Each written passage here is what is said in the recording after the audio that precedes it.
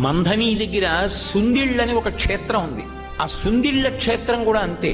నరసింహస్వామి, యోగ నరసింహస్వామి. అసలు ఆ క్షేత్రానికి బయలుదేరితే బాహ్యాంతర శౌచములు లేకపోతే అసలు ఆ ఊరికి వెళ్ళనివ్వడు. దారి తప్పిపోతుంది కారు, ఇంకోవైపుకి వెళ్ళిపోతుంది. ఆ ఊళ్ళో ఉన్న వాళ్ళు కూడా తీసుకెళ్లలేరు. నాతో స్వయంగా అక్కడ వేద పండితులు చెప్పారు, ఆ ఊరు వెళ్ళలేము, దారి మర్చిపోయి ఎటో వెళ్ళిపోతుంది కారు. ఒకవేళ వెళ్ళినా ఆ దేవాలయం రాజద్వారం దాటి అడుగు లోపలికి పెట్టలేరుట, స్పృహ తప్పి పడిపోతారు. ఆయన అనుగ్రహము ఉంటేనే లోపలికి వెళ్ళడం. నేను ఆ క్షేత్రానికి వెడతాను అని అడిగినప్పుడు కూడా నన్ను తీసుకెళ్లినటువంటి వేద పండితుడు ఏం చెప్పారంటే, అయ్యా ఇత పూర్వం ఒకసారి నేను ఒకళ్ళని తీసుకెళ్లబోయి దారి తప్పిపోయాను, నాకే గుర్తులేదు ఆ ఊరేమిటో. ఆ ఊరికి ఆ ప్రభావం ఉందండి.